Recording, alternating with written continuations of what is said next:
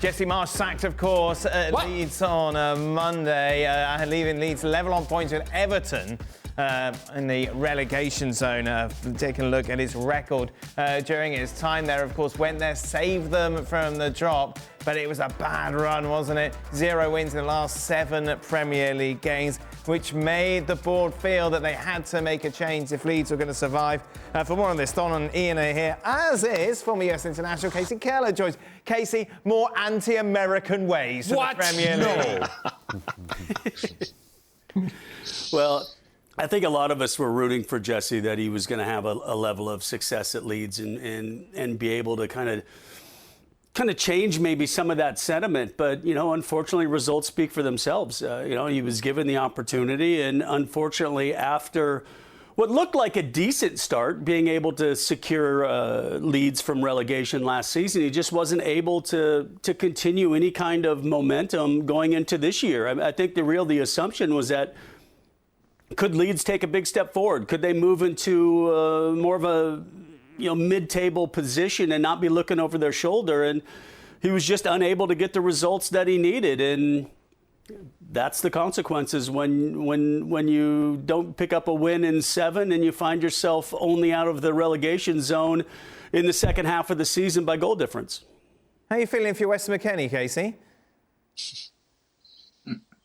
Well, nothing's fun for a player that moves to a new club and then within the next week or two, the manager that signed you got fired. So it will be interesting to see what Weston McKennie does. I know it's just a loan with an eye to a permanent deal, but yeah, I mean, in the end, you just have to prove yourself for a new manager and go in and play well. I mean, it's not it's not that big of a deal, but definitely a new guy's going to come in with new ideas, and the manager that brought you in because you were part of his plans are no longer there. So it's really up to you to prove yourself.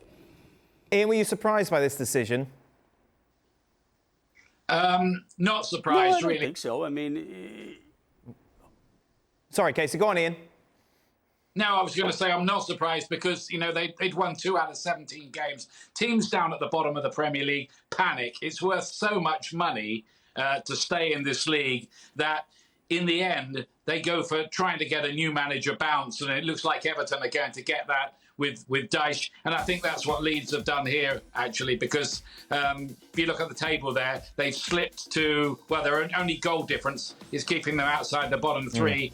And I think Jesse lost the fans a little bit because he'd give these very upbeat interviews after games where they hadn't really played that well and said, we're going to get good. I can see us going on a big run soon. But the big run never arrived. And in the end, they lost patience.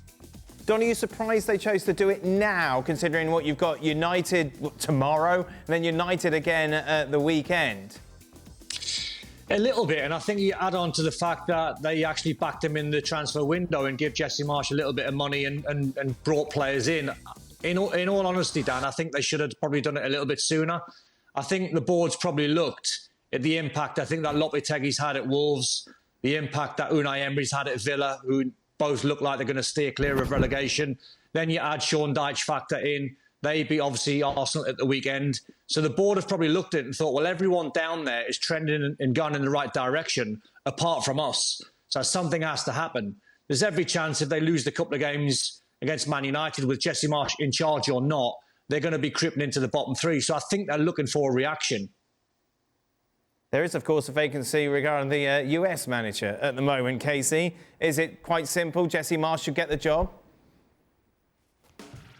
Well, I think there's rumors obviously moving in that direction. I mean, when you look at some of the names that have been linked, you know, with the U.S. national team job, some of obviously are priced out of what U.S. soccer is going to be able to spend for the manager. And then I think also if you look at Jesse Marsch and the experience that he's gathered, it's definitely more than any other U.S. manager who's been in that role. So, yes, it's a little bit tainted because he's failed at his last 2 clubs, at RB Leipzig and then now at Leeds. But still, you know, what he's been able to accomplish as a U.S. manager, you know, like I said, has been more than any other U.S. manager before that has been at the helm of U.S. soccer. The question mark, too, maybe comes in. Does he want to stay in Europe, try to take a step down and see if he's then able to resurrect his European career? Or is it a case where you think, you know what, I have the opportunity, if that opportunity arises, to be the head coach of the U.S. national team when they're hosting the tournament? Maybe that's just something that's too much for an American to turn down. It's a good point, Steve, isn't it? Because you go from the day-to-day running of a club. International management is very different. Yeah. If you were Jesse Marsch, how much would you push to make that change, or how much would you miss the day-to-day? I don't think it's a case of that. I think it's a case of, you know, if we listen to what Jesse's been saying over the last 5-6 years since he's been in Europe, the way his teams have played, it's not straightforward. It's a little complicated. Right. And if you want to play a brand of football that has been, you know, the way Jesse tells us the way he wants Leeds to play when he took over from Bielsa, wasn't un-Bielsa-like. But to do that with an international side, I find would be almost impossible.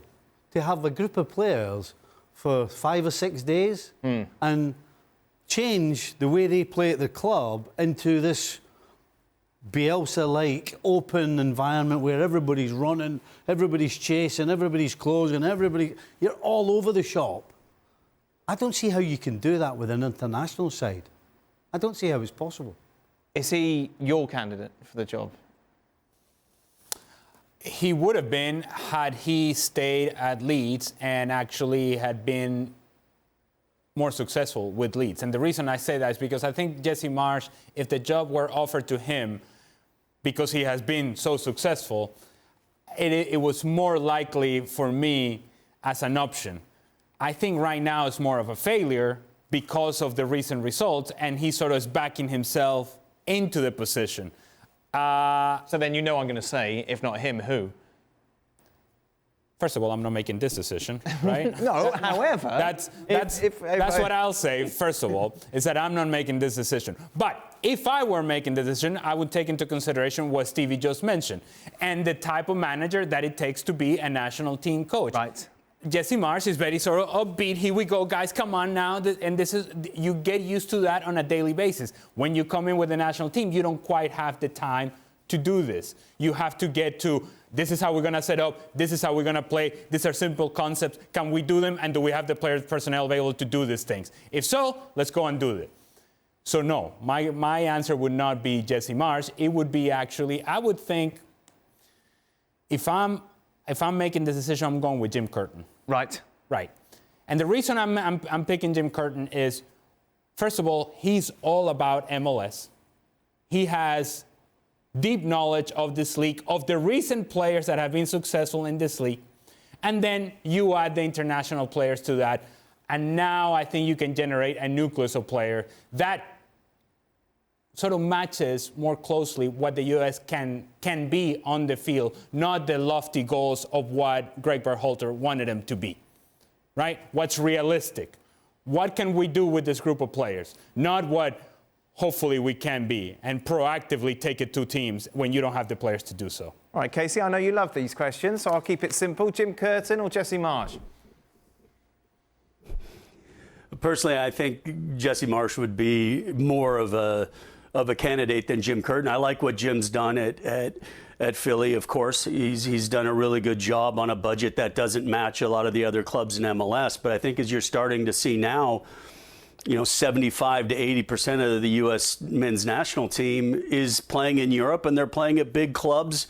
And you have to deal with egos, and you have to deal with clubs that don't want to release their players, and you have to have a level of understanding when dealing with those situations. And I think someone like Jesse, coming out of more of a European experience, would help navigate some of that field a little bit more. I think the other tricky part is you really don't have a competitive match for a couple years. So who wants to take the job right now, knowing that there's no qualifying, there's large stretches where you're going to be looking at players that in all likelihood don't really even feature when it really matters. So there's a lot of things that U.S. Soccer has to look at.